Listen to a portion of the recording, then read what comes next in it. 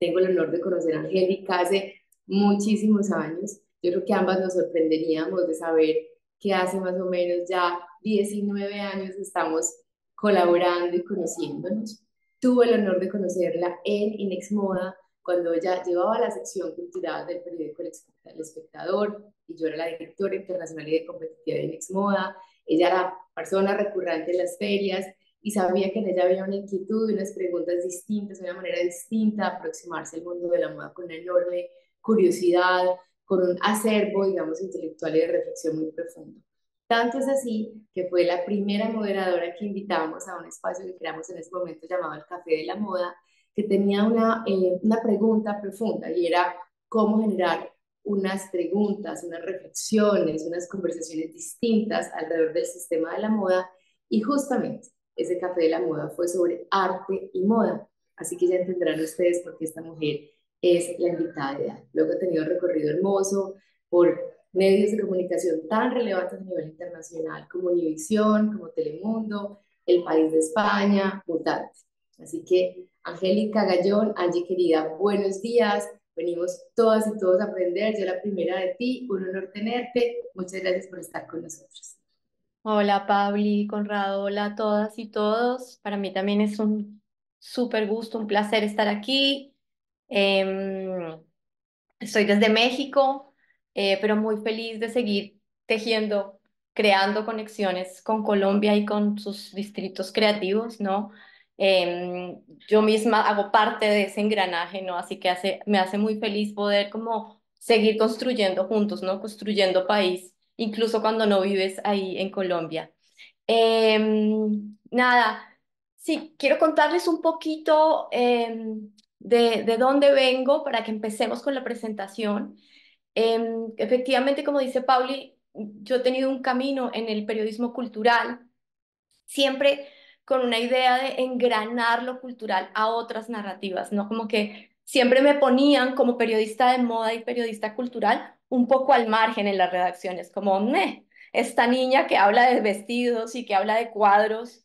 Y yo fui muy militante desde jovencita en El Espectador, pero luego en Univisión, sobre todo en Estados Unidos, en Miami, en mostrarle a esos editores cómo lo cultural estaba en la base de todo y podía engranarse con todo.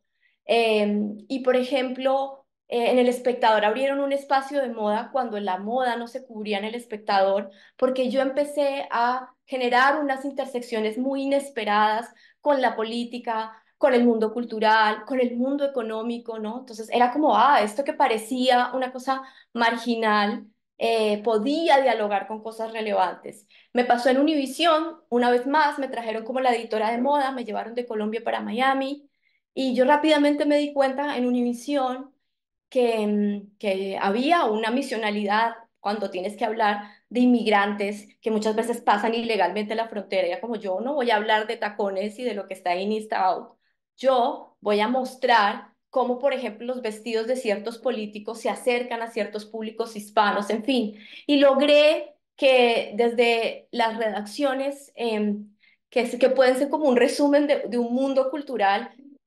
pudiéramos traer eso que parece marginal o antojadizo, en un lugar muy específico, pudiera dialogar como con esos elementos canónicos, como lo político, lo económico, ¿no? Lugares en donde pareciera que está más centrada la atención. Entonces, tengo como este aprendizaje que seguramente ustedes también han tenido, ¿no? Como cómo le damos otro posicionamiento a lo cultural en nuestra sociedad, ¿no? Cómo lo ponemos en el centro a dialogar con todo. Y bueno, mis aportes van a venir muy desde ahí, desde ese aprendizaje, también desde el aprendizaje del periodismo. Yo no vengo del marketing, no vengo de la publicidad, pero vengo de un lugar en donde las historias son relevantes, ¿no? Donde hay que construir historias no solo internamente para conquistar al editor de turno para que te permita hacer como un gran reportaje, sino de cara a las audiencias y sobre todo hoy en día con audiencias digitales que son tan complejas de encarnar, ¿no? Y como de lograr asir su atención. De hecho, en Univision en realidad dejé de ser la editora de moda y me convertí en la directora del engagement team, como del equipo de engagement, ¿no? Como de poder traer la atención de las audiencias porque me di cuenta que había una capacidad de poner a dialogar en estos elementos culturales a muchas más audiencias, gente que nunca hubiera ido a ver temas políticos duros, se atraía a nuestra página web en Univision a través de un engranaje de engagement que estaba muy pegado a lo cultural. Voy a presentar. Muy bien.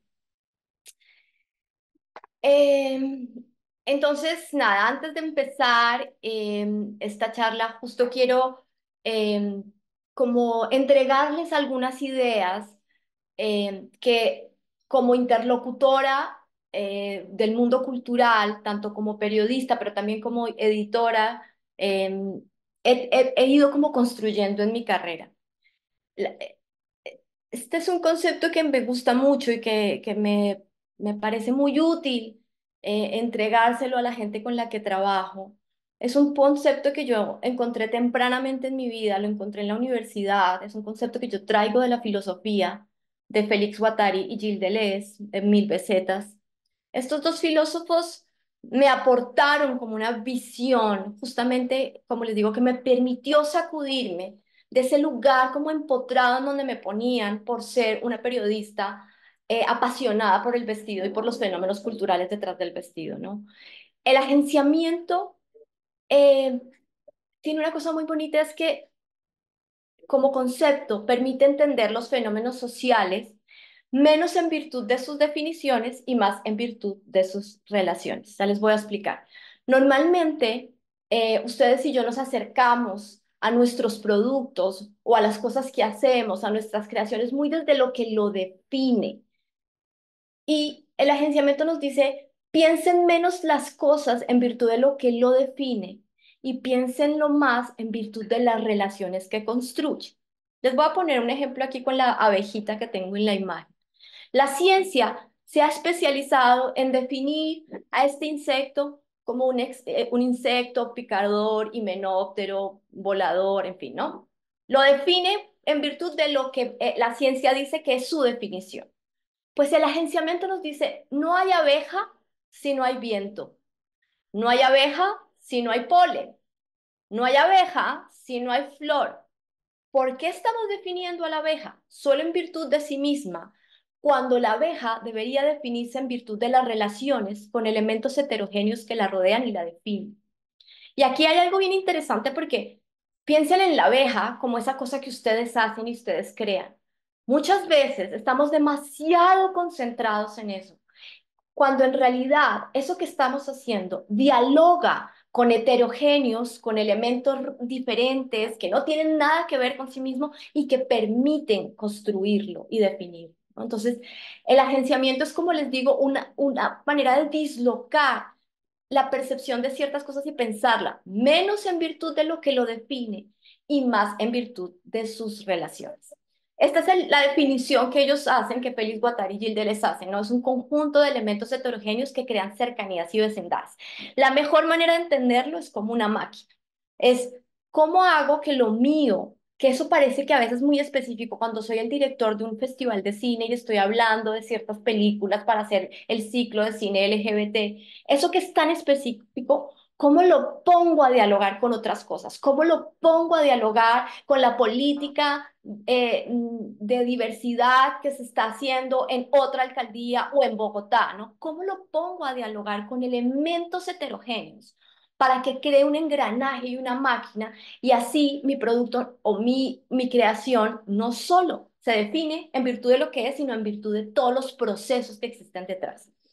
Eh, Piensen que cuando yo les digo, oigan, sáquenle partido a sus procesos, ustedes también, como artistas, como creadores audiovisuales, tienen unos procesos larguísimos y complejísimos. Y a veces pienso que la atención siempre está centrada en el producto final, en lo que se consigue al final, en la obra de arte.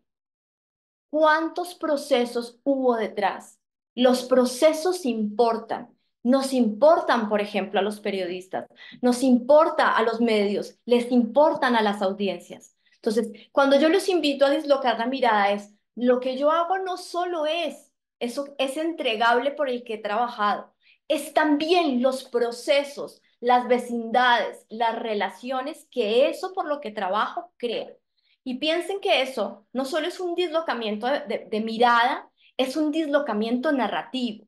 Es porque solo estoy narrando mi producto final, porque solo estoy poniendo toda mi atención en la obra terminada, cuando el proceso de la obra, cuando los devenires que hay en las relaciones con las personas que me permitieron hacer mi videoinstalación importan, son relevantes, hablan de lo maquínico, de todos los engranajes que hay para llegar a la obra final. Entonces, es una invitación a que tengan este concepto como cercano y que cada vez que se sientan como muy empotrados, como, ay, es que siempre me ponen como que soy esta persona o que lo mío está solo aquí, se alienten a pensar, no, ¿por qué un festival de cine no puede dialogar con políticas públicas económicas de una ciudad?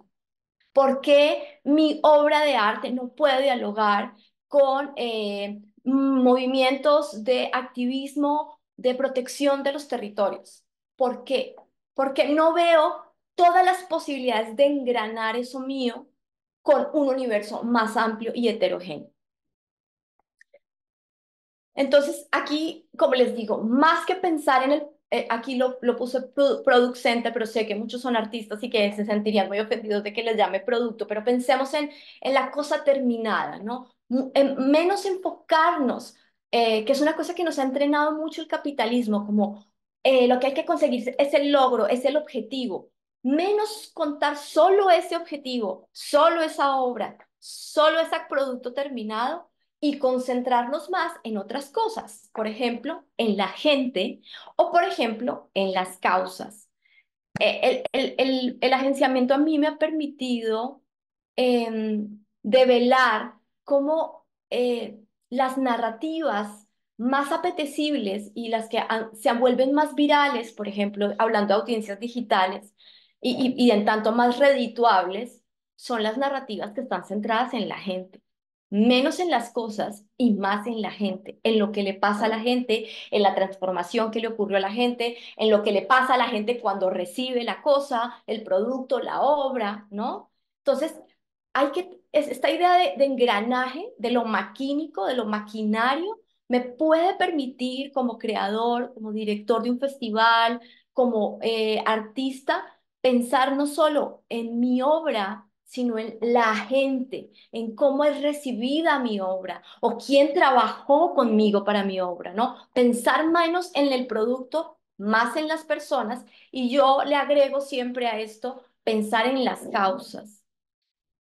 Y aquí sé que puede haber polémica, luego lo podemos conversar un poco, pero yo sí siento que sobre todo el universo cultural tiene una vocación de diálogo más profunda, ¿no? Entonces, cuando yo les digo, no solo se concentren en su obra, sino piensen en cómo esa obra se engrana en un contexto general. Mi obra, mi festival de cine, mi nueva serie, el GIF animado que estoy, la serie de GIFs animados que estoy haciendo para un medio de comunicación, ¿de qué están hablando?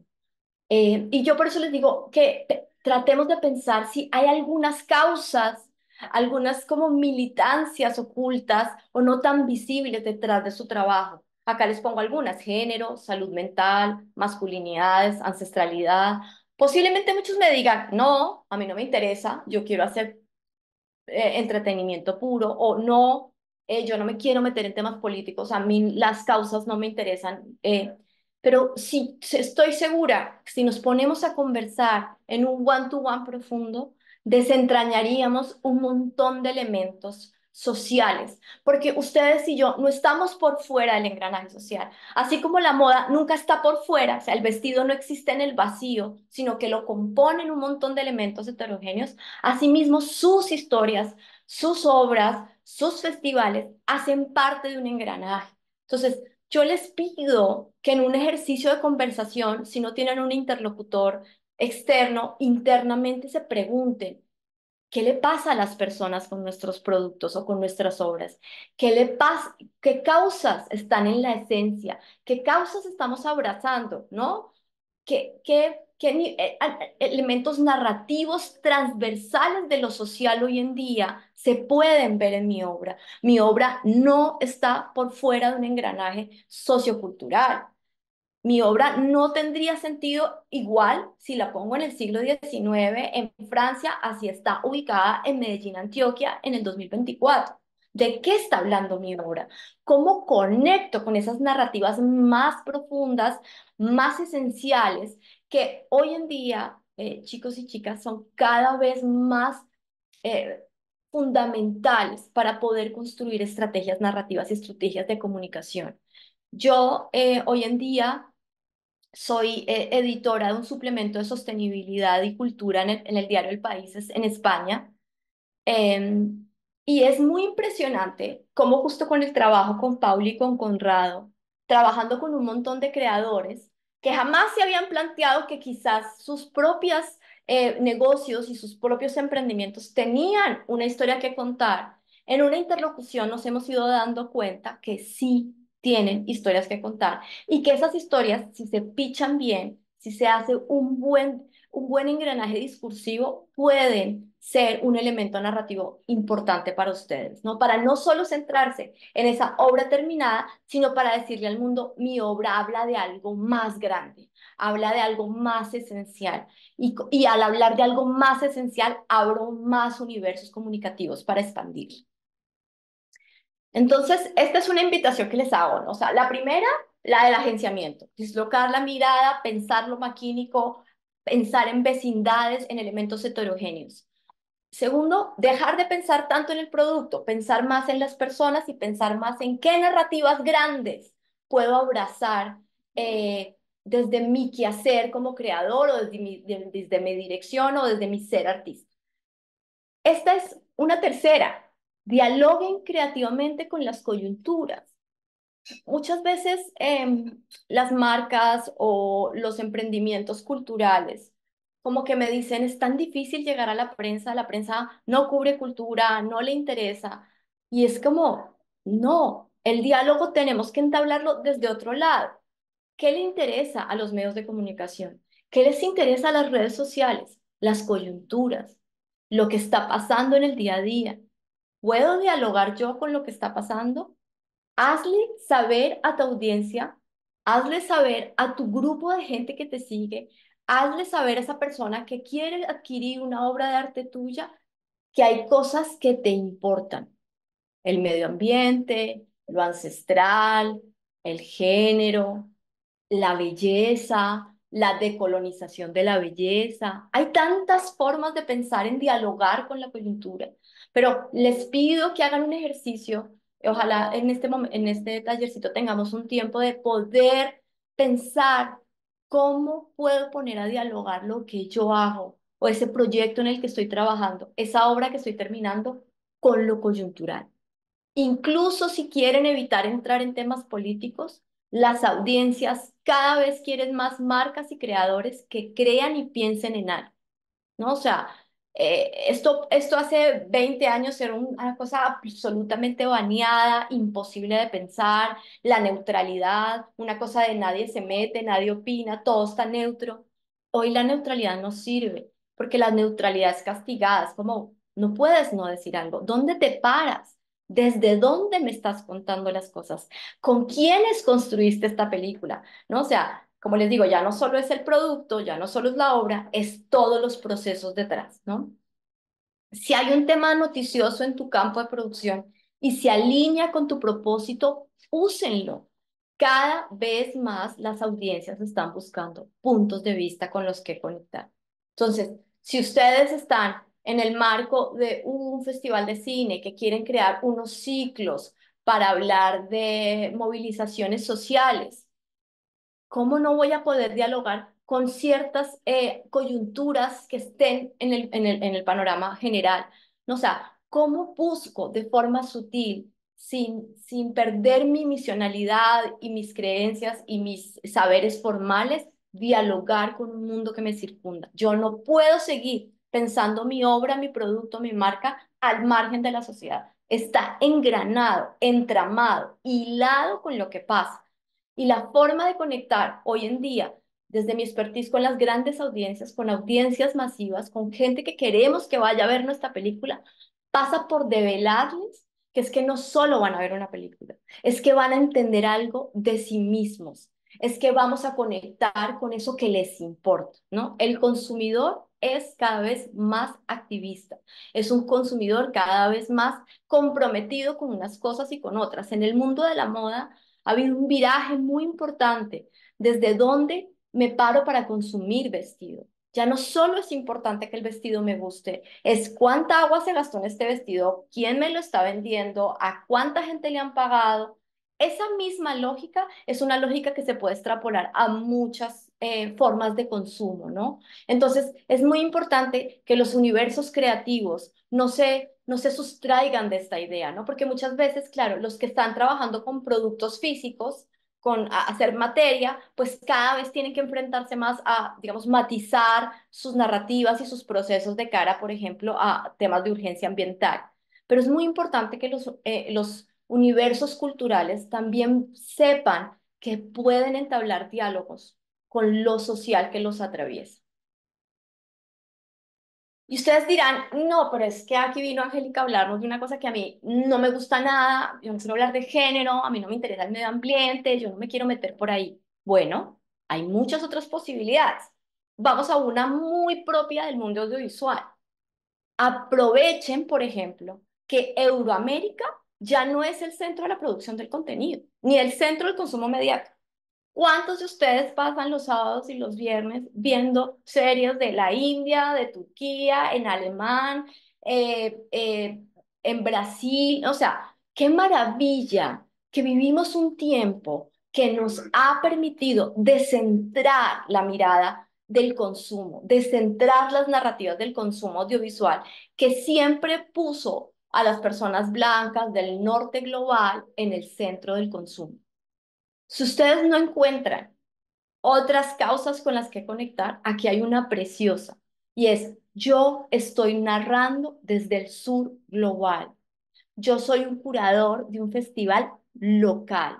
Esa localidad hoy importa. Esa localidad hoy es activista, ¿no? Esa posibilidad de centrar la mirada, de centrar las imágenes. Piensen en lo poderoso, lo revolucionario que es que ustedes como artistas y como creadores audiovisuales estén permitiendo que otro tipo de imágenes circule por el mundo y encuentre a otros públicos, que la realidad de un pueblito en Antioquia, que la realidad de cómo nos vemos las personas del sur global se pueda ver en imagen. Eso es relevante. Eso hay que contarlo. Hay que decirle al mundo, es que yo me posiciono desde aquí.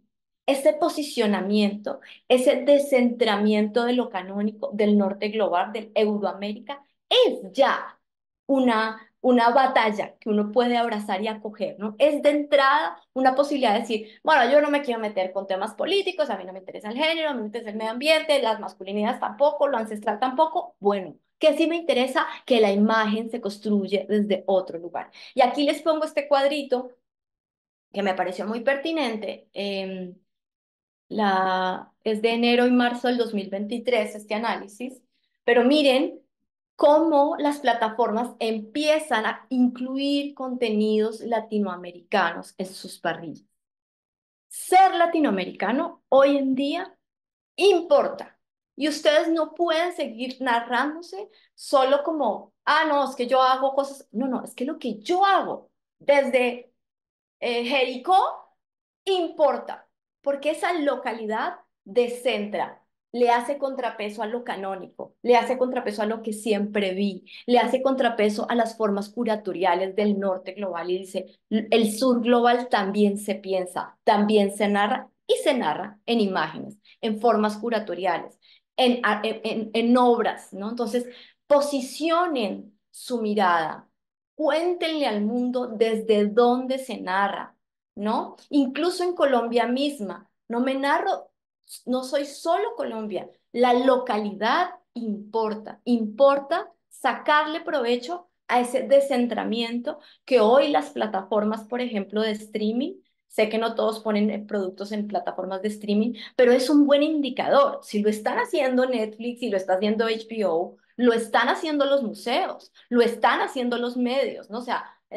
son industrias de la misma calaña, del mismo tipo. Entonces, si estos ya lo están haciendo, ¿cómo no capitalizar más esta idea de que narro desde otro lugar? Deslocalizo, descentro más bien, más que deslocalizar, descentro mi lugar de narración.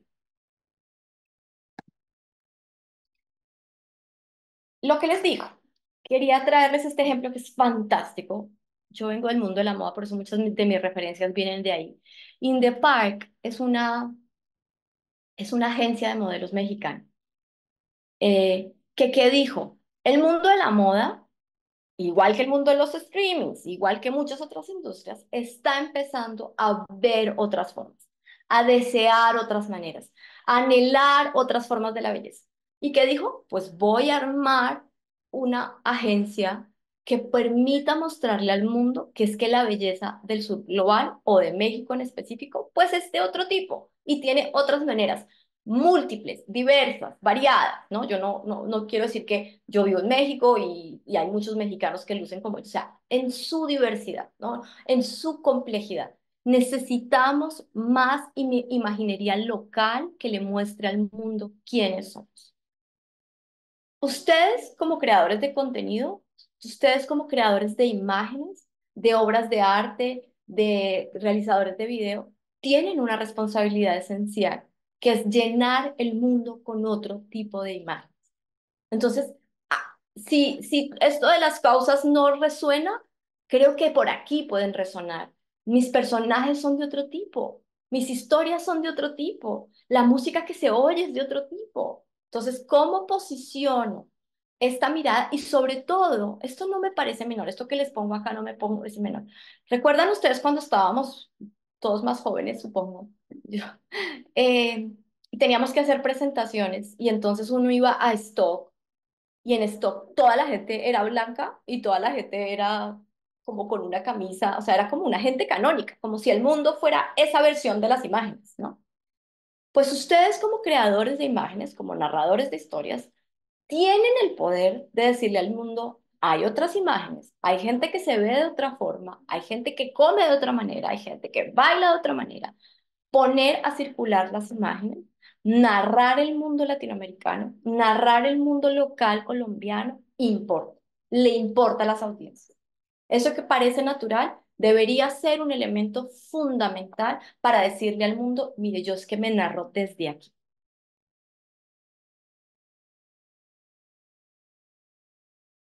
Háganse esta pregunta. ¿Cuáles de los videos con los que estoy trabajando podrían dialogar hoy con una coyuntura, digamos, de forma más tradicional? ¿No? O sea, pienso mucho, ahora tengo un ejemplo de Mutante con quien también trabajo con un medio colombiano muy interesante, muy activista que se llama Mutante Digital, que se acaba de ganar el Premio Rey de España. Y en Mutante todo el tiempo estamos buscando qué productos culturales hablan con nuestras agendas, ¿no? Salud mental, cambio climático, género, movilización y paz. Todo el tiempo estamos buscando qué productos culturales están para ayudarle a las audiencias a comprender fenómenos sociales complejos en torno a nuestras agendas, ¿no? Entonces, ¿cuáles de los videos, de los festivales, de las obras en las que están trabajando podrían dialogar con una coyuntura o podrían revelar temas de fondo trascendentes para las audiencias? Si lo pueden, o sea, si ahora mismo que les hago la pregunta lo pueden sacar, úsenlo, úsenlo en sus pitches, úsenlo en sus narrativas, úsenlo en sus redes sociales, úsenlo en sus videos. Aquí les quise traer unos ejemplos justamente para que esto no sea como tan inasible, como, esto es puro cuento ahí de que si me comprometo con las causas, de repente recibo más prensa. Eh, eh, Justo por invitación de Conrado y de Paula, me senté con este estudio de arquitectura, muy interesante, a conversar para entender qué es lo que era interesante de su trabajo. Y era un estudio que es un estudio en Medellín, muy intelectual, muy complejo en sus procesos. Ellos mismos se declaraban como unos nerdos de la arquitectura, ¿no? Y parecía como difícil, como, uy, bueno, ¿cómo le vamos a contar a unas audiencias más masivas, a unos potenciales eh, directores de proyecto esto que ustedes hacen? Pero conversando con ellos, en una conversación más amplia, lo primero que me dicen es, no, pues es que la naturaleza para nosotros está en el centro de la producción, de construcción y de diseño de proyectos. Ah, la naturaleza está en el centro, pero bueno, ¿qué me van a decir? El medio ambiente, la crisis climática es una de las grandes narrativas que atraviesa hoy el planeta. Todo el mundo está hablando de eso. ¿Cómo no le están sacando provecho a algo que genuinamente ya tienen, ¿no? Yo no le estoy diciendo inventen discursos para engranarse, es miren hacia adentro y digan, ah, sí, es que resulta que yo soy nature center, yo todo lo hago protegiendo los contextos a los que voy. Número dos, todo lo que hago lo hago con las comunidades. Y yo les decía, oigan, ¿de verdad? O sea, medio ambiente y comunidad, bueno, la tienen para petarla digitalmente, pero ustedes siguen hablando de los proyectos y la arquitectura durísima, cuando podrían ponerla al mundo a dialogar su arquitectura con esos elementos esenciales narrativos que están conquistando las grandes narrativas digitales. Les pregunté, a ver, cuéntenme en un proyecto, uno, en donde yo le pueda contar al mundo esto de qué significa poner, antes de construir una casa, pensar en el paisaje y no solo pensar en mi deseo de vivir protegida por cuatro paredes. Y me contaron en un proyecto muy interesante que es que mucha gente estaba comprando grandes lotes de terreno para construirse su casita, pero todo el resto del lote lo querían volver una reserva. Entonces, era de propietarios aguardianes.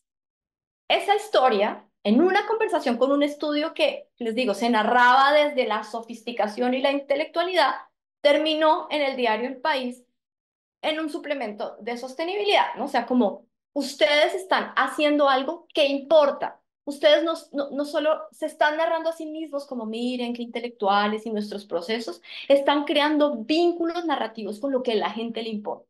Este artículo estuvo en la portada del País, que suele a veces, no ponerle a veces tanto énfasis a los temas ambientales, y generó un montón de conversación, porque además mucha gente se dio cuenta que eso que estaban proponiendo los de la arquitectura, mucha gente lo podía hacer. Yo puedo comprar más lote y un pedazo, no volverlo jardín, sino recuperar y preservar la naturaleza y la biodiversidad. Algo parecido me pasó con esta artista, que se las recomiendo mucho, es una artista mexicana que se llama Tania Jimena. Es una artista que trabaja con muchas comunidades indígenas en México, sobre todo con las comunidades que viven en las grandes montañas, en el pico de Orizaba, alrededor de las grandes montañas mexicanas. Yo me topé con su obra en una feria de arte aquí en México. Era una obra de gran formato, construida con puras semillas de maíz. La descripción hablaba muy de la obra, ¿no? Pero yo en la conversación con Tania me enteré que ella se había ido a vivir con las comunidades, había aprendido de los chamanes, aquí les llaman los tiemperos. En México, los tiemperos son unas personas que han sido tomadas por la naturaleza porque les ha caído un rayo y pueden entender y dialogar con el clima. Y los tiemperos le ayudan a la comunidad a saber cuándo tienen que cultivar el maíz, cuándo no, cómo recogerlo, hacen ceremonias. Pues Tania se había ido a vivir con los tiemperos de las faldas del Orizaba, había vivido con ellos, había hecho ceremonias y la obra devenía de ese ejercicio de convivencia. Cuando en la galería está la obra, al margen de toda esta historia, pues esa obra pierde un montón de valor narrativo. ¿No? O sea, una vez más, no importa solo la obra de los maizales y bellamente puesta, importa toda la gente que está detrás. Importa desde dónde se está parando y entonces ahí nos dimos cuenta que había un montón de artistas mexicanos que estaban regresando a lo ancestral, que estaban conectándose con viejas deidades. Ahí hay una historia. Porque yo como periodista, por ejemplo, no puedo solo hacerle promoción a alguien, puedo ver un fenómeno y decirle al mundo, mire, es que el arte es una herramienta hoy en día esencial. ¿Para qué? Para entender nuestros orígenes. Eso que nos costó tanto entender en las clases de historia en la universidad, lo estamos hoy en día entendiendo a través de los universos simbólicos del arte. Y cuando le dices eso a las audiencias dicen, qué interesante, ¿no? O sea, wow, ¿cómo es posible que algo matérico, lo que yo estoy haciendo, tenga un valor tan trascendente, ¿no?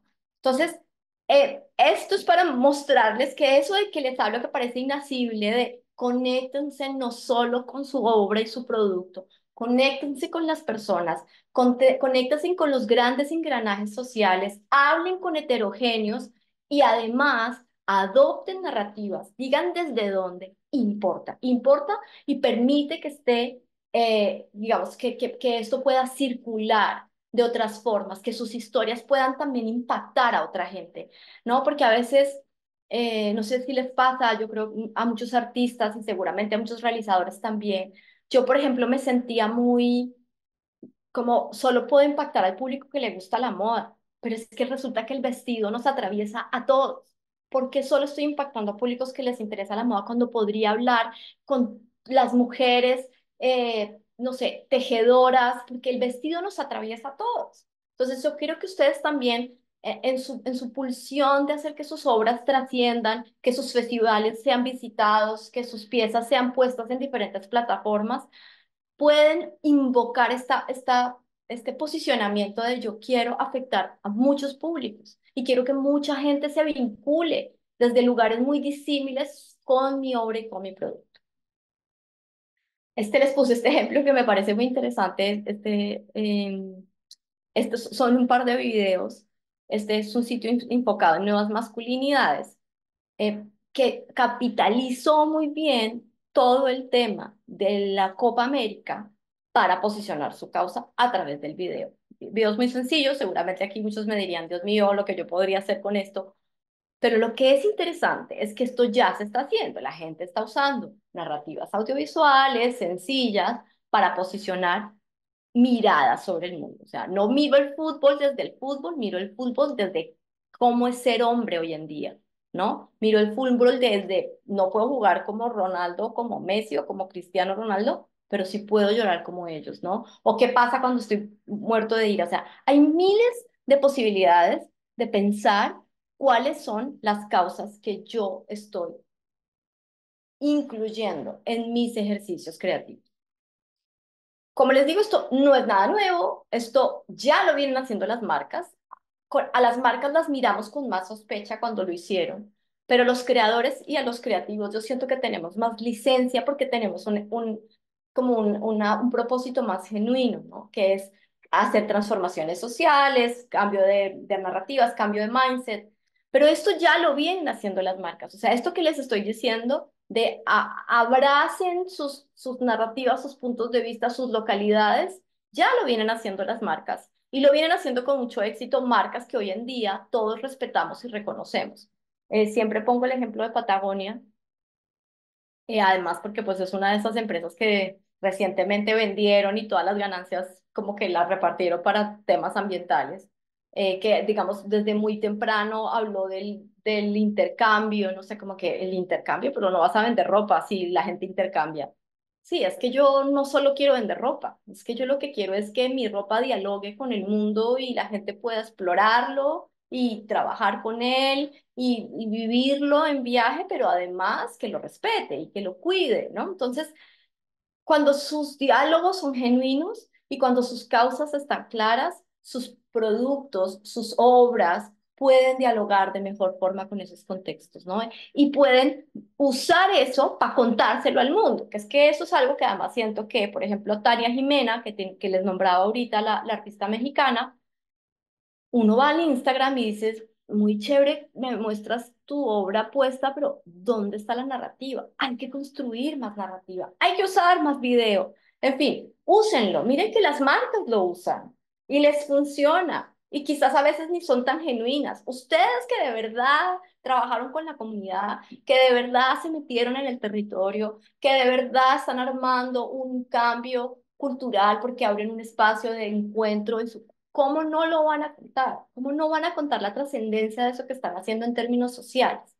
Entonces, lo que les digo, el marketing y las marcas ya lo hacen hace rato, pues el mundo creativo, el mundo cultural tiene que aprender de eso y decir, bueno, yo también lo hago con mucha más conciencia quizás y lo voy a contar bien. Acá les puse otro ejemplo, esta marca de tenis brasilera que trabaja con todas las caucherías del Amazonas y entonces que ha, digamos, contado todo lo que hacen para mantener ciertos cultivos del caucho y entonces hacer que las comunidades los protejan, en fin, o sea, todo un andamiaje para poder posicionar sus narrativas, sus causas y sus productos. No van en silos, no van distanciadas, posiciono todo el tiempo. Mi producto, mi obra con mis narrativas, con lo que yo soy en el mundo. Aquí hay lo importante para que pensemos como creadores, ¿no? Y es que el capitalismo nos ha enseñado como a pensar en que la gente compra y consume cosas, ¿no? Ustedes, yo sé que no producen objetos matéricos, pero ustedes a la final producen objetos también de consumo. La gente no solo está comprando o consumiendo cosas, series, festivales, la gente consume yo, la gente consume identidad. ¿No? Eso es uno de mis grandes descubrimientos en el mundo de la moda. La gente no compra jeans, la gente no compra vestidos, la gente compra yo, compra identidad. Esto me define, esto me hace, me llena de símbolos, me permite transitar el mundo. La gente ve series en Netflix para poder estar y hacer parte de la conversación en el trabajo, ¿no? O sea, la gente consume productos culturales o productos porque necesita construirse un yo, hablar, matizar ideas sobre sí mismos, ¿no? Entonces, ustedes y yo hacemos parte de un gran supermercado de la identidad y es muy importante que como creadores y como líderes, digamos, del sector de la cultura, pensemos en nuestros productos o nuestros objetos como eso, como algo que permite construir identidad. Como les decía, la primera parte estaba como muy enfocada, sobre todo como en una mirada, ¿no? Como en un approach que yo le he hecho siempre a la comunicación. Porque claro, si ustedes conversan con un experto de marketing, pues su approach es distinto, ¿no? Pero a mí me parece que estas miradas permiten que los creadores de contenido cultural o productos culturales como ustedes, pues puedan ser más amplia y dialogar como con más cosas. Pero eh, quiero también darles como unas bajadas concretas de cómo hacer eso, cómo hacer esta comunicación, qué funciona, en dónde funciona. Entonces, lo primero es que siempre insto a que se hagan estas preguntas, ¿no? Sé que no todos son videorealizadores, están los artistas. No sé si hay los que están del mundo del arte también trabajan con video, pero sean o no parte del video, es muy importante que como creadores empecemos a familiarizarnos con uno de los formatos que es el rey del lenguaje hoy en día, ¿no? O sea, si yo manejo un festival de cine, si yo soy un artista que está haciendo ropa con desechos, si yo hago videoinstalaciones, tengo que pensar en que hay un formato privilegiado hoy en día para narrar quién soy y lo que hago. Y ese es el video. Eh, Cuando estaba pensando en esta charla, como que tuve como mucho conflicto para entender cómo direccionarlo, porque tenía una idea esencial y es que básicamente siento que mucha gente que trabaja con video, eh, Tania Jimena misma, la artista que les nombré, son gente que no usa el video para contar lo que hace, ¿no? O sea, como el video es mi producto, el video es mi obra, pero yo no hago video para contarme o para promocionarme, ¿no? Y ahí me parece que hay algo que como creadores de contenido de este mundo hay que cambiar, porque el video es el rey Midas hoy en día, ¿no? El video es el gran formato que tenemos a disposición y que todos podemos usar, sobre todo la gente que lo sabe usar. Es decir, si soy un artista plástico y hago unas instalaciones increíbles, ¿cómo no usar ese insumo del video también para contarle al mundo cómo fue que hice este video, cómo es que es mi obra, de qué va mi obra, quién soy, ¿no? O sea, hay algo esencial en el mundo de hoy, es que el video, el video es un formato que permite alcanzar públicos muy inesperados, ¿no? Y está muy bien posicionado en muchas plataformas. Entonces, si quiero que sea o no que trabajen con video, piensen en el video como un formato muy apropiado para narrarse. Si sí trabajan con video, mi recomendación es, oigan, no solo usen el video como su objeto, su producto. Si son directores de un festival de cine, ¿cómo no van a usar las películas que van pedacitos? ¿Cómo no van a usar el clipeo, la edición, el sonido para comunicar lo que hacen, ¿no? O sea, es muy raro porque hay veces estamos como muy, como no, el video es lo que yo promociono, pero en las redes no hago sino sacar cartelcitos de otra época como con letras viejas. Es como, no, si yo tengo un festival de cine y tengo películas increíbles, ¿cómo no voy a extraer pedazos y clipearlos y hacer de eso una estrategia comunicativa? Entonces, tengan o no el video en su hacer propio, el video es un formato muy esencial para usar, que como creadores culturales deberíamos cada vez más familiarizarnos con él. Muy bien, para poder eh, armarse una estrategia de comunicación, eh, como les decía, yo creo que hay que hacer primero una mirada interna. Cuando uno tiene claro quién es, se cuenta más fácil y ojalá se pueda contar como en pequeñas frases y statements para que sea más claro para todos. Entonces, en este ejercicio que yo les pido que hagan de introspección, ya sea como creadores o la introspección que debería hacer el festival de cine o la productora que tengo, antes que, o sea, claro, uno tiene que responder a preguntas como ¿qué hago y cómo lo hago? Es muy importante. Pero para mí la pregunta esencial para conectar con la narrativa tiene que ver con cuál es su propósito. Responder a esta pregunta ayuda a saber lo que les decía, desde dónde conectar con las audiencias. ¿Cuál es tu propósito? Cuando José Maje nos decía, yo hago videos muy complejos, ¿cuál es su propósito? ¿Cuál es tu propósito? No, mi propósito es, no sé, desafiar las formas en las que hemos comprendido. Hay que preguntarse cuál es el propósito. Hay propósitos más puntuales, por ejemplo, en un festival de cine, puede ser como queremos transformar la realidad de tal pueblo gracias a un festival de cine, ¿no? Pero hay que preguntarse por, desde, ¿para qué estoy haciendo esta vaina? Porque es que ese para qué les va a permitir conectar con la humanidad del otro. ¿M?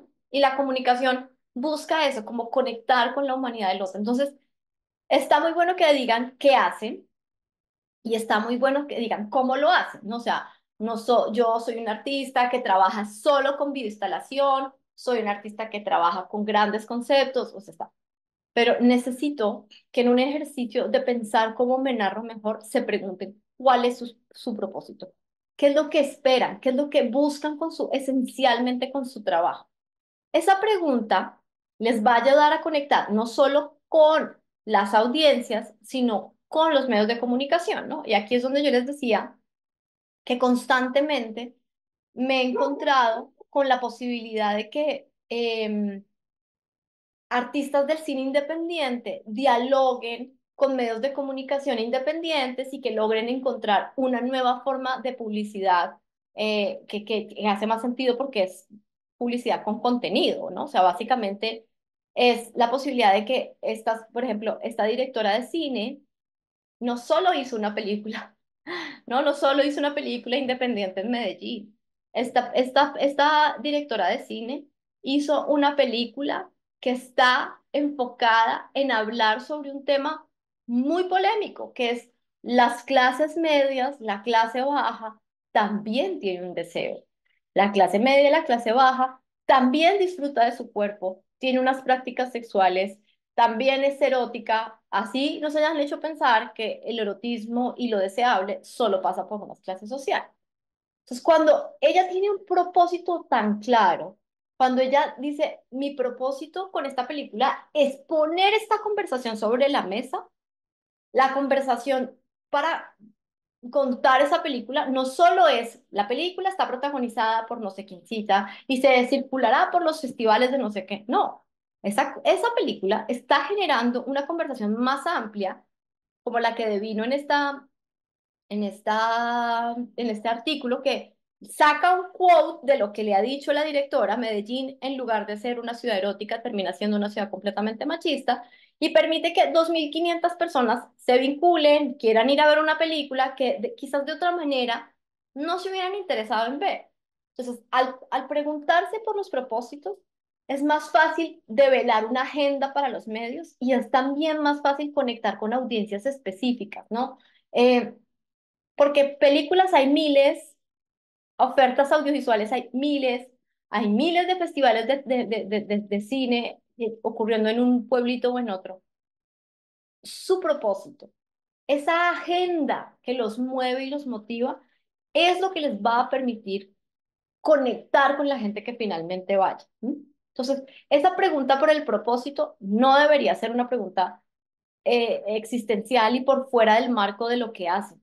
Es ¿para qué estoy haciendo esto? Y si lo estoy haciendo en video, ¿para qué estoy usando el video? O sea, soy poseedor de uno de los lenguajes más universales, más estratégicos, más cliqueables, más redituables, porque ojo que el video es de los formatos que más dinero da hoy en día. ¿Qué estoy haciendo? ¿Para qué estoy haciendo esto? ¿Mm? Em,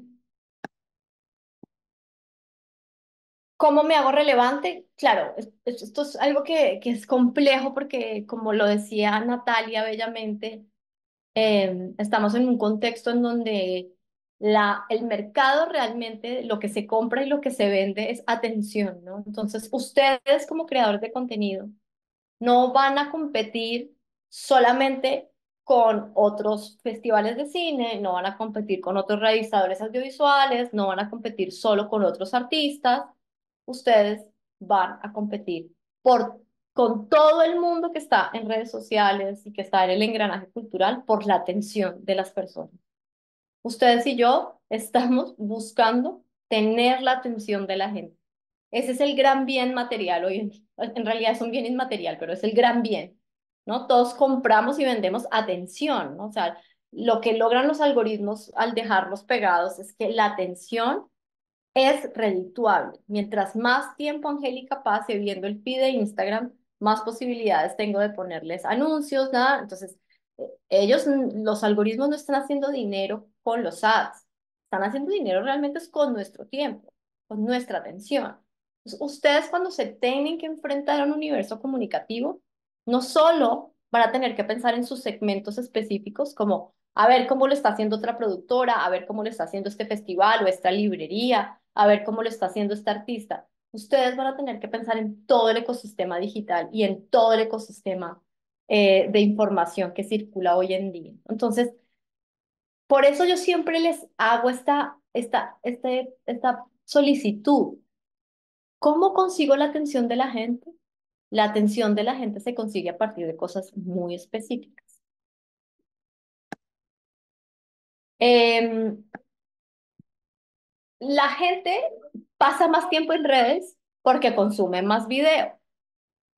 Y aquí, de nuevo, sé que no todo el mundo hace video, pero la gente que haga video tiene que salir de esta masterclass pensando en no solo cómo uso el video para mi producto, para mi objeto, cómo uso el video para comunicar lo que hago.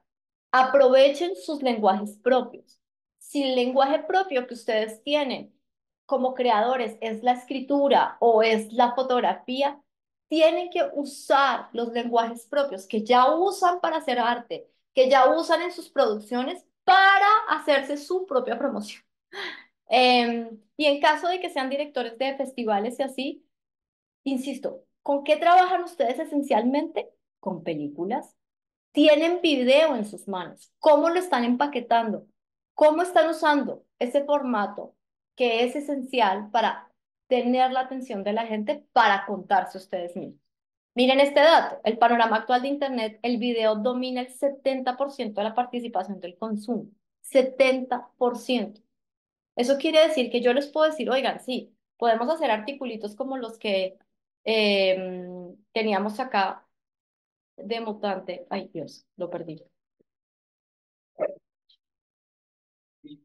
Esto se puede hacer, ¿no? O sea, mutante, hacemos carruseles, hacemos galerías fotográficas, pero si ustedes son de un ecosistema de video, necesitamos poder empezar a pensar en el video también como una estrategia comunicacional. ¿Por qué? Porque es el rey del contenido hoy en día. Entonces, cuando yo trabajo con Tania Jimena, le digo, Tania, me encantan tus fotos, pero tú trabajas, tienes unos videos en las montañas de México que nadie ha visto. Y tienes unas películas muy complejas que están en Amazon. Necesitamos poder extraer, clipear, cortar, empaquetar, eso que ya haces, ¿no? Eso que ustedes ya hacen se puede entregar de muchas maneras. Y ahí hay algo que de verdad me parece muy importante que piensen como creadores de contenido. Y es que los contenidos no son un contenido. Ese contenido que hagan, esa obra, esa pieza, ese festival, son muchos contenidos a la vez. Son muchos contenidos, porque eso que tengo es como una unidad, en el mundo digital al menos se puede desmembrar y se puede volver pequeñas cosas entregables, corticas, que hagan que la gente empiece a tener como awareness de que ustedes han hecho una gran obra, ¿no? Es como yo les los insto a fragmentar eso que ya vieron como un todo terminado, que piensen cuando lo tengan que llevar a comunicarlo en diferentes canales, en diferentes redes, piensen en fragmentar. Por ejemplo, en los medios audiovisuales, en donde llega tanto contenido, yo trabajé con Univision, trabajé con Televisa en México. ¿Qué hace estratégicamente esa gente? Que es algo de lo que deberíamos aprender. Cogen una novela que es gigante, que tiene un montón de rating en los canales públicos, y que luego clipean en clips de 3 minutos en Instagram y luego en clips de más de 3 minutos en YouTube y monetizan esa novela larga que ya hicieron en los otros canales. La gente ve clips de La Rosa de Guadalupe, que es una novela famosísima aquí en México, en YouTube, tan altamente que Televisa gana más dinero por YouTube que a veces por la publicidad de Televisa. Eso que hacen esos grandes, esos monstruos del video, es algo que ustedes, como personas que trabajan en el mundo audiovisual o trabajan en el videoarte, tendrían que aprender. De Televisa no vamos a aprender nada más, pero por lo menos esta estrategia de el todo terminado siempre es un montón de partes que se pueden contar. Siempre es un montón de cortes, clipeos que yo puedo entregarle al otro. Miren cómo lo hacen de exitoso los grandes podcasts hoy en día. Los grandes podcasts hoy en día, que casi todos son en video, porque el audio también es video. Todo lo que ustedes hacen es susceptible de ser convertido en video. Lo que hacen es clipear pequeños pedazos y hacer que la gente vaya, gracias a esos pequeños pedazos, a acercarse a la obra. Entonces, si Juan Sebastián tiene una obra ya terminada, ¿cómo la desmembra? ¿Cómo le cuenta a la gente diferentes pedazos que lo antojen a ir a ver la obra? ¿No? Entonces, esto es como de un producto, un objeto, siempre son muchos productos a la vez. El Internet, la distribución por Internet, la comunicación nativo digital, les pide que piensen en partes, que desmembren, que dejen a la gente en vilo, que quiera más. Entonces, ¿qué hago? Tengo una cosa terminada, la voy cortando de a pedazos. ¿Cuántos de ustedes están usando sus propios videos o versiones de ellos para promocionarse? ¿Están sacándole su mejor versión a los grandes videos que hacen en sus redes como producto final? Ojo, ese video que están haciendo está en móvil. Un dato curioso, el 85% del video que no está en plataformas de streaming se consume en móvil. Y esto lo digo porque muchas veces estamos muy concentrados en conseguir nuestras audiencias como desde nuestra mirada y no concebimos que quizás mi obra va a ser vista en TikTok o mi festival de cine va a llegar a la gente a través de Facebook, ¿no? Entonces, ¿cómo se ve mi obra en el formato mobile? ¿Cómo se ve? No es lo mismo pensar la comunicación para PC o para computador que para mobile. Entonces, cuando piensen en usar video para promocionar sus propias piezas o para desmembrar esas piezas que ya tienen o para coger todas las películas del Festival de Cine y como lo hace muy, muy bien en sus redes, coger pedacitos, clímax emocionales que uno se quiere ver, hay que pensar en mobile, porque la gente no está consumiendo necesariamente información solo en PC, sino que está consumiendo ese 70% del contenido en video, el 85% de ese 70% lo consume en mobile. Entonces, son elementos que ustedes como creadores tienen que tener en cuenta. ¿Uso video? Sí. Ok. Ese video lo estoy empaquetando, lo estoy dividiendo, lo estoy fragmentando para tener un montón de contenido en mis redes. Y estoy pensando en ese entregable para mobile, para que mucha más gente me pueda ver en su móvil. Son preguntas que hay que hacerse, sobre todo de cara a gente como ustedes que trabajan con estos formatos.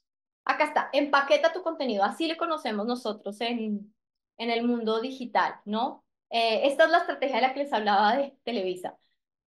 Tengo un gran formato, pero el ecosistema digital que tengo tiene vocaciones muy diferentes y lenguajes muy diferentes. Entonces yo no me quedo con que ya hice mi obra y ya estoy acá, es cómo habla mi obra en TikTok, cómo habla mi obra en Instagram, cómo habla mi obra en YouTube, cómo habla mi obra en Facebook. Cada canal tiene una vocación diferente. Y cómo habla mi obra desde una newsletter que creé, ¿no? O sea, cómo dialoga eso que hacen al final con los diferentes canales de comunicación que existen. Cómo estoy hablando con los medios de comunicación, ¿no? Entonces, es muy importante que piensen en ese empaquetamiento. No es suficiente con que hagan una buena obra.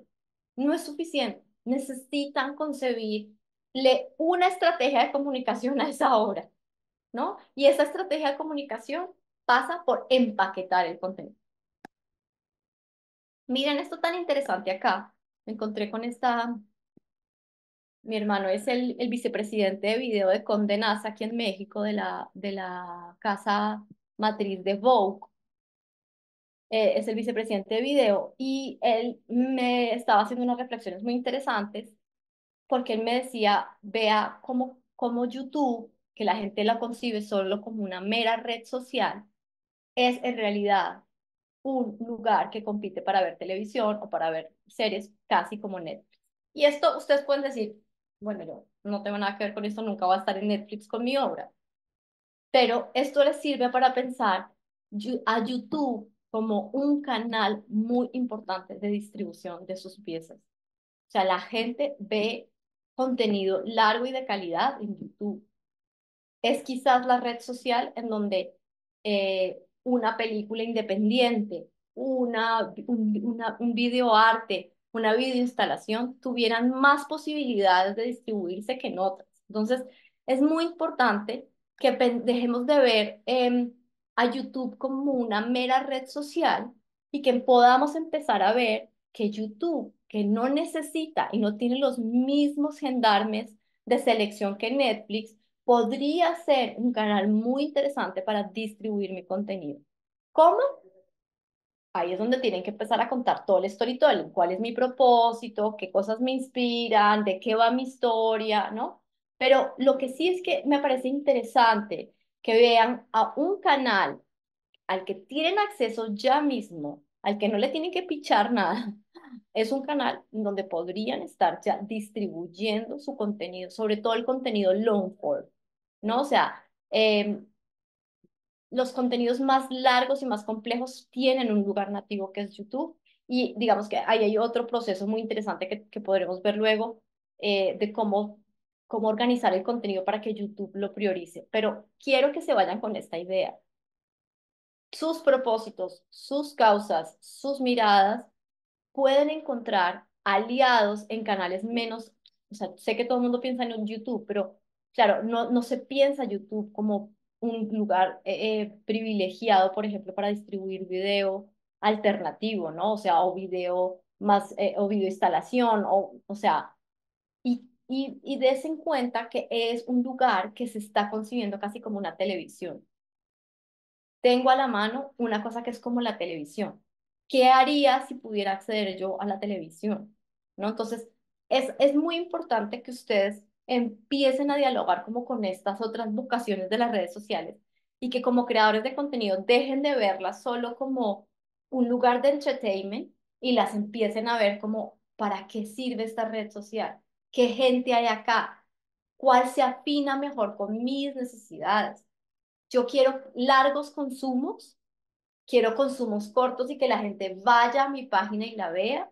Quiero consumos cortos y que la gente vaya a mi evento. ¿Qué es lo que quiero? Dependiendo de esa necesidad, es que voy a poder armar una estrategia de comunicación digital que sea efectiva. Les agrego esta más porque me pareció muy interesante que eso que parece ser que es muy imperante en Latinoamérica sigue siendo una tendencia en Estados Unidos. Miren que Netflix y YouTube tienen, bueno, le gana a YouTube, de hecho. Se ve más por YouTube que por Netflix. Entonces, todos esos que están pensando en picharle una cosa a Netflix, no pueden obviar la gran potencia que tiene un canal como YouTube. Yo sé que muchos del mundo audiovisual están esperando y soñando qué están haciendo en YouTube para contarse. Ese canal tiene más consumo que Netflix en Estados Unidos, ¿no? Entonces, es muy importante que como personas que hacen parte de este universo empiecen a integrarse también a estas lógicas de dónde se consume, por dónde circula, qué está viendo, en dónde, en qué canal ve la gente ciertas cosas, en qué canal ven ustedes ciertas cosas, ¿no? Muy bien. Eh, lo más importante aquí, ¿cómo puedo contar mejor lo que hago? Eh, Cuando me preguntaban ahorita como si hago esto, pero ¿cómo lo hago? En ejercicios que yo he hecho con Pauli y con Conrado en otras sesiones, he trabajado en un one-to-one y mi experiencia de hacer este ejercicio es muy interesante, chicos. Es importante que creen un manifiesto, una declaración de principios. Lo hacen muchas marcas, ¿no? O sea, las marcas canónicas siempre trabajaron como en una persona, crearon una persona de quién sería ese consumidor, trabajan siempre también en definir como quiénes son, qué los alienta. Yo creo que como creadores del mundo cultural es muy importante que hagan un ejercicio de manifiesto. El manifiesto es un ejercicio creativo, es un ejercicio de coger, si no tienen un interlocutor, cogerlo entre el equipo, que sean ustedes, o si son solos, hacerse unas preguntas de qué me inspira, en dónde me paro, desde dónde miro, qué me define, formalmente qué tengo. Y cuando una vez tengan como todo eso escrito, eh, hacer un ejercicio de priorizar elementos y contarlo bellamente, ¿no? O sea, como, este elemento me define, ¿cómo lo pongo en una frase corta para que el mundo me entienda? ¿Mm? El manifiesto es muy interesante porque el manifiesto les ayuda, chicos y chicas, a contarse a ustedes mismos, a definirse, incluso cuando tienen una página web, funciona muy bien para la sección del about, ¿no? De quiénes somos, pero el manifiesto también sirve para contarle al mundo quién es uno. Sirve para decirle más claramente a la curadora, es que mira, yo soy esto, yo me paro aquí. Entonces, este es un ejercicio precioso de escritura o de creación. Yo les traje aquí un ejemplito que hice justo con los de Opus, con el estudio de arquitectura que les conté. que eran muy sofisticados, muy complejos. Y lo traje porque dije, claro, hay veces que, no sé, hay marcas que son muy sencillas. Soy una marca de cosméticos naturales, no sé qué. Supongo que ustedes tienen como unas accionables más complejos, ya lo oíamos ahorita en la interlocución, ¿no? Unos universos más disímiles. Pero ¿qué hicimos con los de Opus? Básicamente eso. Yo les empecé a preguntar, ¿qué los define?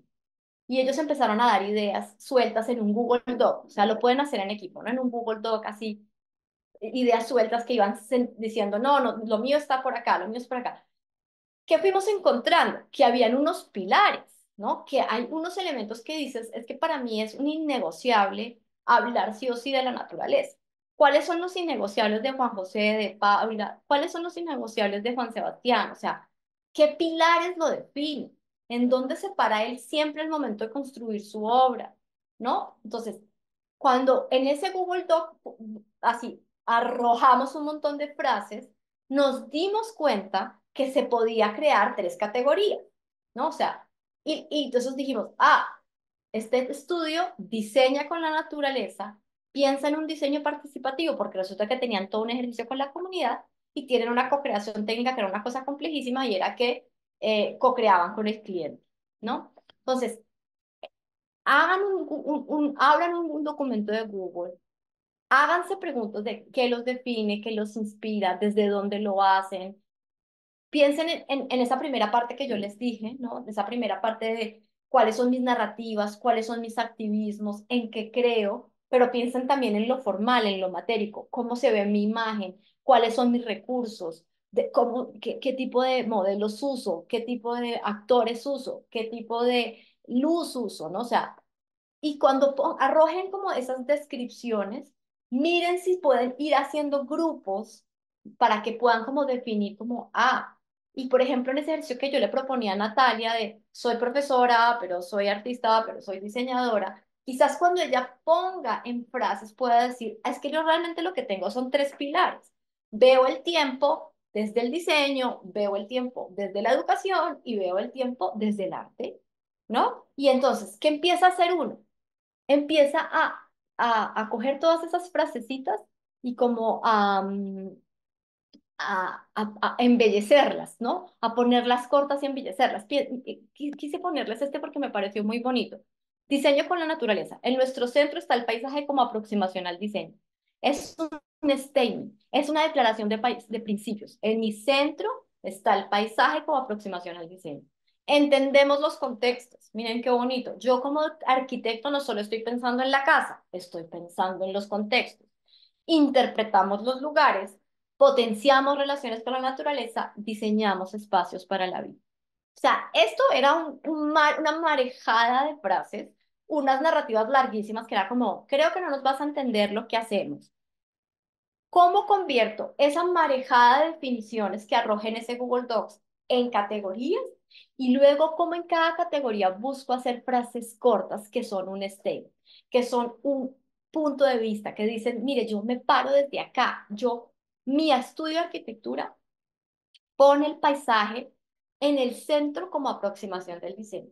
Asimismo lo pueden hacer ustedes, o sea, mi obra, si soy Jorge Barco, mi obra tiene como centro las luchas, no sé qué. ¿Qué está en el centro? O sea, ¿cómo hago para que todo ese andamiaje, ay Dios, todo ese andamiaje narrativo quede consignado en un documento sencillo, eficaz, bonito, estético, que yo pueda usar para mis pitches, para los taglines de mi Instagram, para el about de mi página web, para definir si quiero o no coger un proyecto, ¿no? O sea, el manifiesto, chicos, es esencial.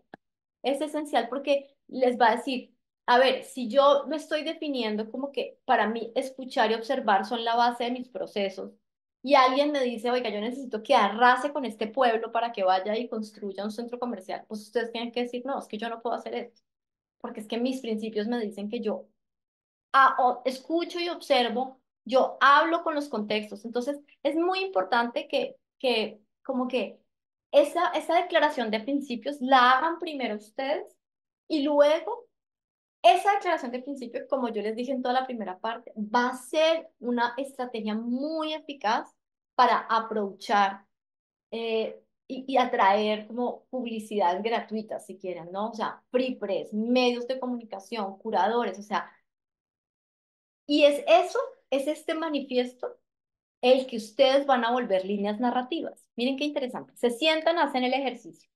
Lo dividen en categorías, si es que tienen varias categorías. Si solo tienen una, pues la definen con una. Arman frases cortas que cuenten esta historia. ¿Qué tienen ahí? Líneas narrativas. Yo le hacía ver a este estudio de arquitectura, vean.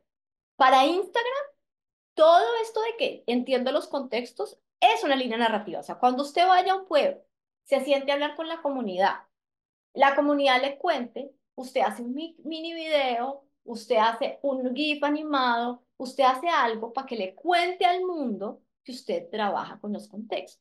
O sea, el mismo manifiesto les da ideas comunicativas para nutrir sus redes sociales, para nutrir sus canales de comunicación, sean que sean los que hayan definido.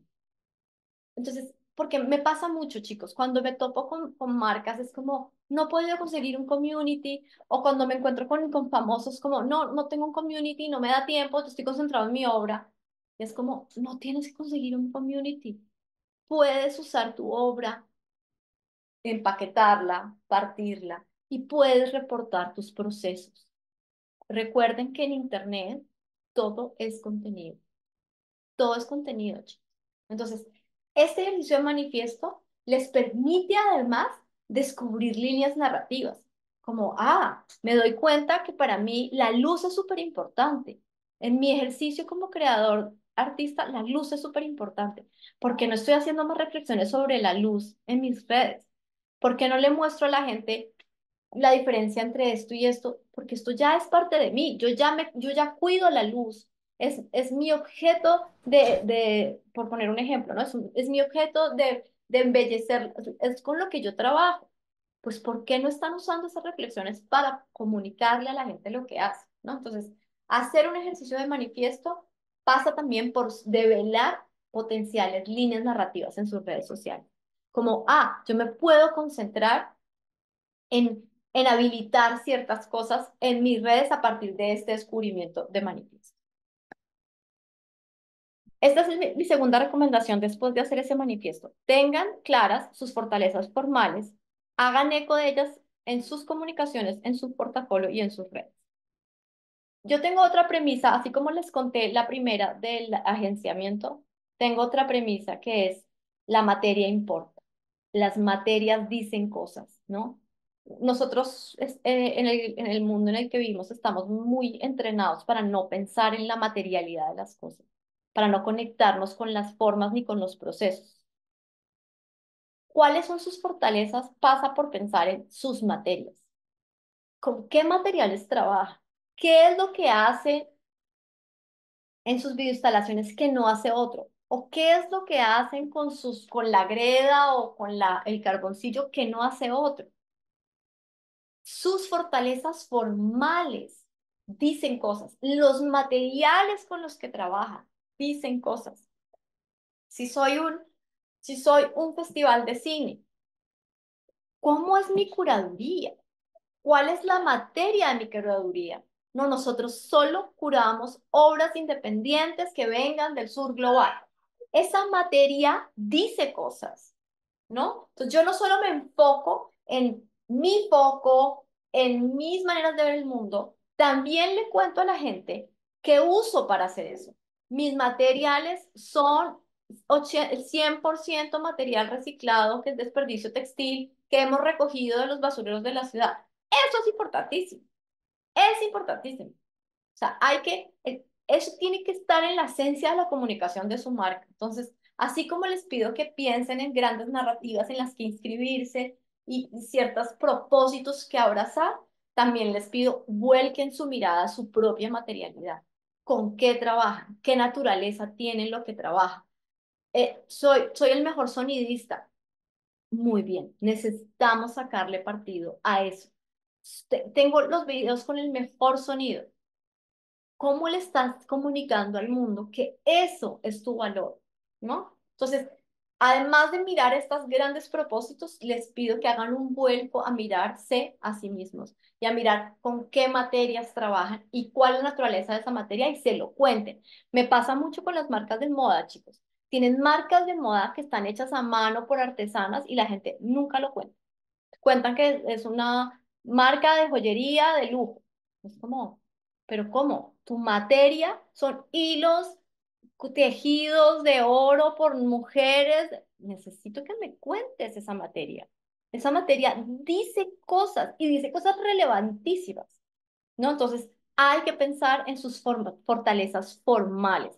Hay que hacer eco de ellas y, ojo, no solo hay que usarlas en sus obras, hay que usarlas en su comunicación. Hay que contarlo en su portafolio, hay que contarlo en sus redes. O sea, necesito que empiecen a integrar esos dos cerebros, el del creativo artista y el del comunicador. ¿Por qué? Porque muchas veces eso que ya saben hacer para su obra, lo deberían estar haciendo para contar su obra. ¿Mm? Esto me encanta. El video, el audio, las redes, los juegos no son silos. Porque entonces ustedes a veces pareciera que viviéramos todos como en una pugna de o hago mi obra o escribo el cuento o lo cuento. No, haz todo. No, no está dividido. O sea, eso ya no existe. Todo puede ser parte de tu obra. El canal comunicativo puede ser parte de tu proceso artístico. El Instagram con el que estás haciendo tu convocatoria para el Festival de Cine puede ser parte del mismo ejercicio curatorial. ¿Por qué lo ven como algo afuera marginal? Intégrenlo.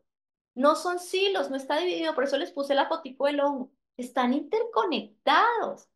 O sea, el ejercicio de narrarme en Instagram para Natalia tendría que ser tan interesante, divertido, explorativo, como lo es el ejercicio de la creación. Es un mismo ejercicio. Como que estamos pensando en una cosa y en la otra como si todo fuera por aparte, cuando todo dialoga.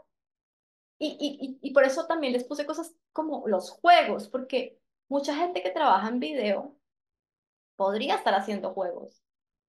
El gamification es una gran narrativa hoy en día. La gente aprende jugando. Eh, ¿Juegos? No, yo no hago juegos, yo solo hago video.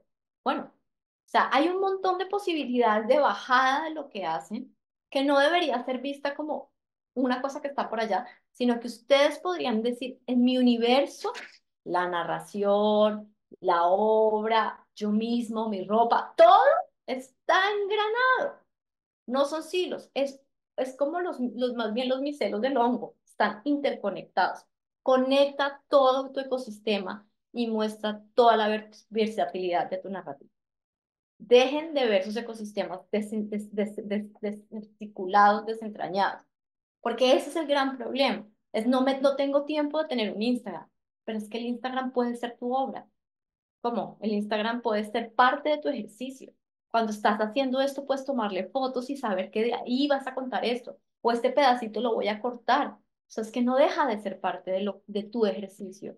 Porque a la final ustedes también trabajan, pues eso, con impactar el mundo, con transformar el mundo, con crear ideas. Bueno, las redes sociales no están por fuera. Que las veamos con una lógica de entretenimiento, que las veamos con una cosa de solo sirve, eso es otra cosa. Pero el mundo está interconectado y ustedes tendrían que ver todos sus canales y sus ecosistemas interconectados y no como silos. Muy bien, y aquí les bajo como unas cositas que como periodista y como directora por ejemplo, con Mutante soy directora de crecimiento, los ayudo a crecer digitalmente sin perder propósito. Son cosas que me han servido y que me parece que al momento de pensarse estrategias narrativas les pueden servir a ustedes. Yo le decía a Juan Felipe, tal vez, o a José, no sé a cuál, que tratara de dejar de pensar en conceptos y pensara más que pensara más en anécdotas, ¿no?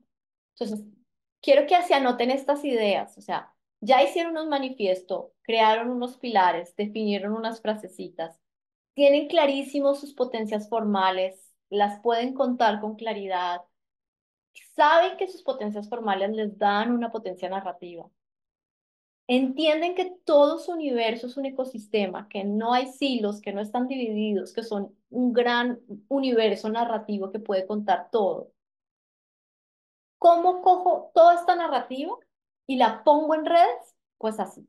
Usen anécdotas, usen preguntas, usen datos, usen su expertise para explicar, usen quotes, ¿no? O sea, cuando tengo mi concepto y mis historias, hacer este tipo de bajadas ayuda mucho a definir cómo acercarme a la gente en las redes sociales, ¿no? Yo hago mucho énfasis en las anécdotas, por esto que les decía antes, ¿no? Las audiencias se relacionan de forma muy lejana con los conceptos y por el contrario, entran a los temas por cosas que pueden, con las que pueden entablar relaciones cercanas y directas. Les voy a poner un ejemplo. Yo tenía el reto en Mutante de contar, en contar una historia de dos mujeres, de dos hermanas. No, tenía, en realidad estábamos hablando de las vidas trans porque había una ley del gobierno que iba a salir. Eso es un tema muy complicado, la gente es dificilísimo de abordar en redes sociales. Yo encontré la historia de una hermana que ayudó a su hermana a transicionar a ser una mujer trans. Era en realidad, más allá de lo de las vidas trans, una historia de dos hermanas. Era la historia de dos hermanas. Cualquiera de ustedes aquí, tengan o no una persona trans en sus vidas, tienen un hermano o han tenido una experiencia de hermandad. Cuando contamos en un cómic la experiencia de esas dos hermanas, la gente tuvo otra relación con el concepto de vidas trans.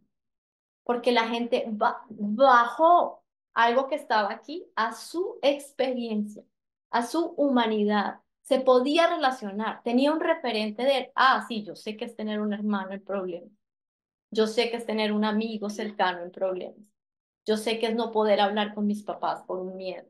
Entonces, cuando yo les pido que hagan un ejercicio de coger eso complejo que son o que producen y lo bajen, es que hagan este tipo de ejercicios de cómo esto complejo, a partir de anécdotas, de vivencias, de emociones, puede dialogar con la gente. Está acá. Pueden entablar relaciones cercanas y directas. Algunas cosas complejísimas, ¿cómo hago para que la gente entienda desde su cuerpo, desde lo que le pasa en su vida, de qué le estoy hablando y por qué es pertinente que hablemos de eso? Aquí les traigo un ejemplo que es muy lindo, que me pasó a mí en Estados Unidos. De hecho, es muy bonita la historia porque yo me topé en YouTube con unos videos de una gente jugando voleibol en el muro que separa a Sinaloa, México, de Sinaloa, Estados Unidos. En la frontera hay como una reja, un muro. Y estábamos en tiempos de Trump, de Donald Trump. Me topé con ese video porque recuerden además que la gente usa TikTok y YouTube como buscadores de información, como Google Search, ¿no? O sea, uno no solo busca en Google cosas, sino que la gente está buscando información en YouTube, en TikTok. Y eso lo digo porque también pueden llegar a ustedes a través de búsquedas. Me topé con este video y yo dije, esta es una historia fabulosa para poderle explicar al norteamericano promedio por qué lo del muro de Trump es una locura, ¿no? Trump quería poner un muro, construir un muro que separara la frontera en un muro concreto, un muro real. Entonces está la historia de la gente de un lado del pueblo, tienen una reja, porque en esa, o sea, la frontera está marcada, solo que no está delimitada con un muro, sino una reja. Entonces, los de la derecha, los del Sinaloa, México, se ponían a jugar con, perdón, Sinaloa, Sonora, o ya no me acuerdo, no sé si es Sinaloa. Los de un lado se juntaban y venían los del otro y jugaban voleibol en la malla. Y cuando ganaba uno, se pasaba por debajo de la malla y se iban a tomar cerveza a un lado del pueblo. Y cuando ganaba el otro, se pasaban por debajo de la malla. Y esta es una historia fascinante porque miren de lo que sirve un muro. O sea, esto es un pueblo que es un pueblo que está separado por una cosa política que dijo que este aquí llegaba. Pues esta gente es hermana, celebra la fiesta para un lado, celebra la fiesta para el otro. Entonces, yo estaba en tiempos de contarle a los gringos a las personas en Estados Unidos que no eran hispanos, lo complicado que era lo del tema del Trump. Pero yo en vez de decirles un muro nunca ha servido porque las instituciones de derecho dicen no sé qué, fui a buscar esta anécdota que retrataba, uno, lo que hace un muro, o sea, como separó a dos pueblos que eran hermanos y que eran amigos, en donde está la hermana en un lado y la hermana en el otro. Y dos, su ineficacia, porque esta gente está unida por otras formas de construcción de colectivo. En vez de apelar al concepto, apelé a la anécdota, apelé a la historia. Y cuando ahorita nos contaba la diseñadora que trabajaba con su madre, yo le decía, usa la historia de tu mamá, no la veas como una narrativa de... Usen las historias, esas anécdotas, cuando se sienten a hacer ese ejercicio de manifiesto, extraigan sus anécdotas, extraigan las anécdotas fundacionales de su marca. Estas preguntas me encantan. ¿Qué anécdotas hay en torno a lo que haces que pudieran sumar a la comunicación de tu marca? No, es que mira que yo creé esto porque mi abuela me contaba historias. Las anécdotas importan, porque uno se conecta con esa idea, como que nota, esta persona está contando el mundo así porque lo vio y lo heredó de una persona. ¿Qué historias de tu propio proceso te conmueven y te entusiasman? Cuando están trabajando en sus cosas, cuando se les enciende el corazón. Ahí hay potencias de contar sus historias. Eso deberían estarlo compartiendo.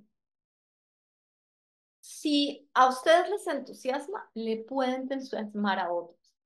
No, es que, mira, mi momento más fascinante es cuando, no sé, en los sketches que estoy haciendo, tengo todo sobre la mesa y ya sé la ruta para construir una escultura. ¿Estás usando los sketches? Cuéntanos los sketches. Cuéntanos lo que te pasa cuando tienes todos los sketches listos. ¿Qué anécdotas tienen? ¿De dónde vienen las cosas con las que construyeron eso? ¿Qué les pasó para hacerlo? ¿Qué dificultades tuvieron? ¿Qué serendipias tuvieron? ¿No? O sea, hagan un ejercicio como de, de hacer viva su narrativa y la narrativa de lo que hacen. ¿Qué cosas eliges contarle a tu pareja o a tus amigos de lo que te pasa en tu día a día, en tu marca o en tu producto, en tu proyecto? Ahí hay muchas pistas. Lo que uno le comparte a los cercanos tiene como una función curatorial de elegí lo más importante y se lo conté a él.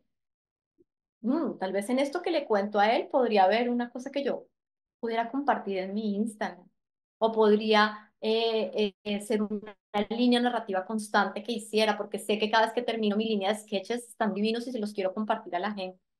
¿Mm? Entonces, es muy importante que extraigan las anécdotas. Qué más pueden hacer, chicos? La gente quiere conversar con ustedes. Miren, yo misma en este ejercicio que es privado, era como, no, pero yo quiero oírlos, yo quiero escucharlos, yo quiero hablar con ellos, ¿no? La gente quiere hablar con ustedes. La gente quiere responder cosas, quiere ser parte de una comunidad. Dialoguen con la gente, dialoguen con las audiencias, abran posibilidades de diálogo. Permítanse que les hagan preguntas, respondan a las preguntas que les hacen, conversen con la gente. Conversar una, es una de las grandes apuestas como, o sea, como transgresoras hoy en día. La gente no conversa, la gente solo habla de sí misma y no conversa. Conversen, oigan, hagan preguntas. Como les digo, la gente quiere hacer parte de comunidades. Y cuando ustedes abren espacios de diálogo con las audiencias, es posible que esas audiencias respondan y interactúen con ustedes. Entonces, extraigan anécdotas, claro, pero pregúntenles cosas, alienten a la gente a que les ayude a entender cosas que no entienden, que les ayuden a definir cosas, procesos en los que están atascados. Hagan parte a ese interlocutor o a ese consumidor de sus propios procesos y conversen con él. Soy el director de un festival de cine, conversen con la audiencia. ¿Qué películas? ¿Por qué? ¿Qué pasó? ¿Qué les pasó con esto? Ayuden, construyamos juntos. Hagan parte a sus conseguidores y háganlos sentir parte de una comunidad. Hablen con ellos, háganles preguntas. Esto es algo que hacen todas las redes sociales, o sea, se hace mucho en redes y es muy efectivo. Se regalan dudas, es el podcast más oído en México. Todo el tiempo hace preguntas. Mutante se acaba de ganar el premio Rey de España porque hace movimiento social de participación social. ¿Qué hace? Habilitar la conversación con las audiencias.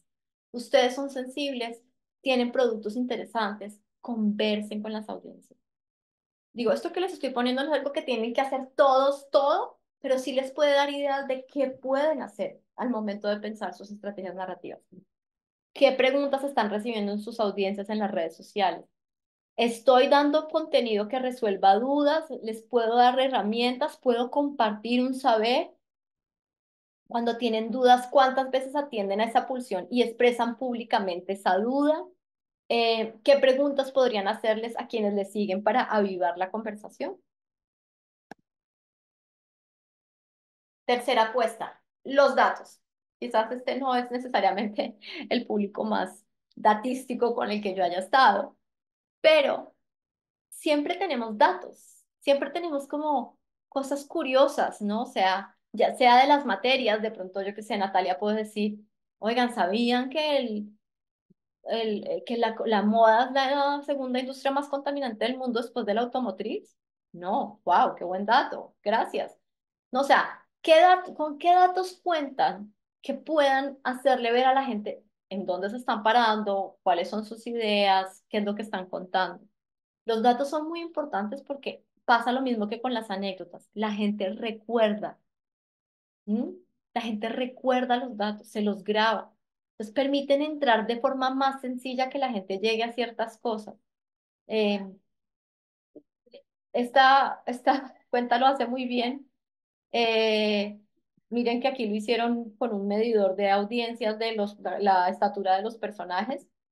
Esta cuenta se llama Pictoline, es mexicana, pero miren también cómo lo hacen de interesante con los rankings de películas, ¿no? Para gente que trabaja en festivales de cine. Esos datos importan. Puedo jugar con esto, con esta forma de visualizar datos para que la gente conecte mejor con lo que hago o con mi festival o yo qué sé. Claro, de pronto el artista dice lo del dato más embolatado, pero lo de las anécdotas sí, ¿no? O sea, por eso les digo, no es que todos tengan que hacer todo, pero acá hay unas posibilidades de elementos simples que siempre quiero que integren porque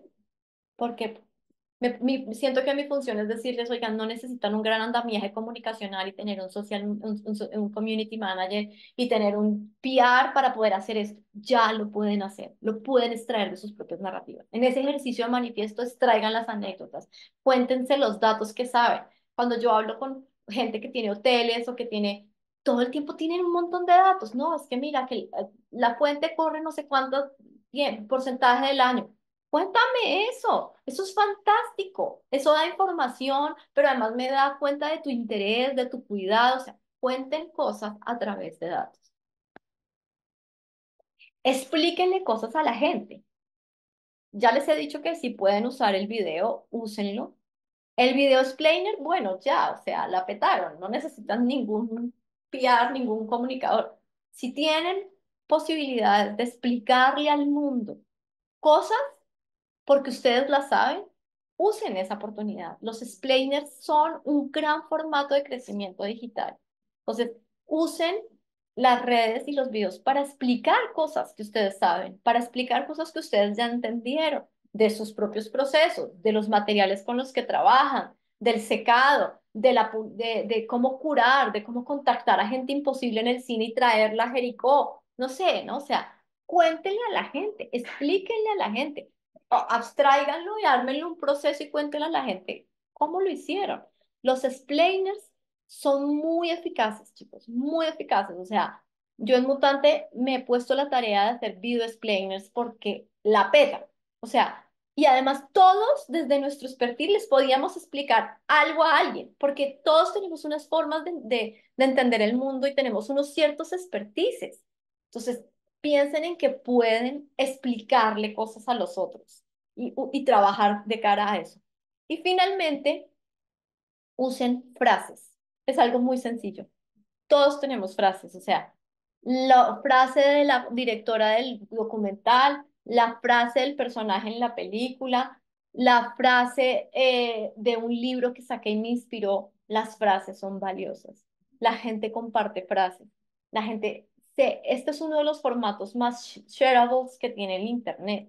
Entonces, saquen, extraigan de su universo narrativo, de este gran manifiesto que les pido, anécdotas, datos y quotes, frases potentes que los hayan inspirado, cosas que ustedes mismos piensen, personajes que lo hayan dicho y que puedan como hacer toda la comunicación del festival, las 20 frases más chulas y más inspiradoras de esta selección que hicimos. Usen las frases. Son cosas muy sencillas, tipo, casi son una obviedad, pero no necesariamente estas obviedades las usamos para nuestra comunicación. Las vemos afuera, pero es como que, oh, parece una mística, pero no es tan misterioso. Son un montón de prácticas que ustedes con lo que ustedes hacen ya podrían estar haciendo en sus canales.